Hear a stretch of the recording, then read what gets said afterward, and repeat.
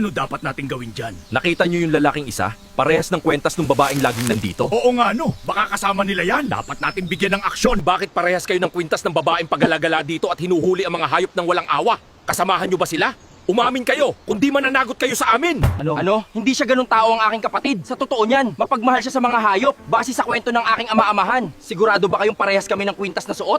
Hindi nyo ba napansin na wala ng mga hayop dito? Naubos ng lahat dahil pinag-eeksperimentohan nila at ibinebenta sa malaking halaga. Makapangyarihan sila. Anak, ayon sa mga pulis, kilalang sindikato ang mga dumakip sa iyong kapatid at sila ay nag-eeksperimento ng kung ano-ano bagay. Maaaring nilalaso ng isip ng iyong kapatid. Kami ang itinalagang tagapangalaga dito sa kagubatan, pero sa lakas nila, hindi namin maalagaan at mailigtas sa mga hayop na nandito. Merong kapangyarihan yung babae at sobrang lakas. Kung nakikiusap ako, hindi kami masamang tao. Siya yung hinahanap naming nawawalang kapatid ko. Dinakip siya ng masasamang na sindikato. Gusto namin siyang iligtas. Sana matulungan niyo kami. Hahawakan ka ni Goliath at babasahin ang iyong puso. Kapag ito'y napatunayan na mabuti ang iyong intensyon, pakakawalan namin kayo. Okay lang ba sa iyong hawakan ka? Sige, gawin niyo na po. Huwag tayo magtapo ng oras. Awang-awa na ako sa kapatid ko. Ang tagal niyang nagsakripisyo.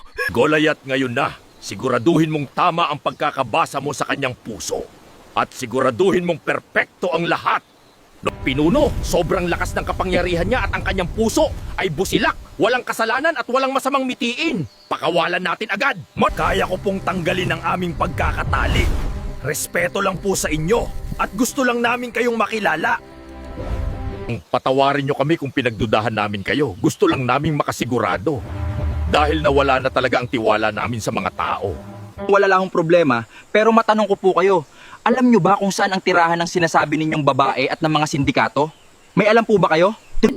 Oo, alam namin kung saan lugar sila humihinto.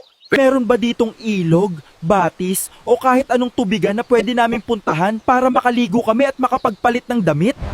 Oo, may paliguan sa aming lugar. Pumunta muna kayo sa amin. Tara, sumunod kayo sa amin.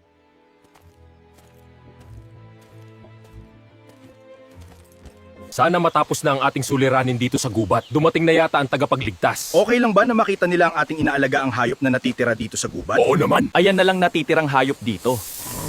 Hindi na namin sila pinapalabas. Nahuhuli sila agad. Kapag natuklasan ng aming taguan, nasa delikado ang buhay nila. Kaya sana matulungan nyo kaming mailigtas sila. Ayan ang batis namin. Diyan kami kumukuha ng maiinom. Diyan din naliligo ang mga hayop. Ayan ang nagsisilbing buhay namin. Sagrado yan at malinis. Okay lang ba sa iyo kung bibigyan ko pa ng magandang buhay ang inyong kuweba? Sige, mas gusto namin yun. Sige, gagawin ko para mas matuwa ang mga hayop. Halaman at puno, magsilabas.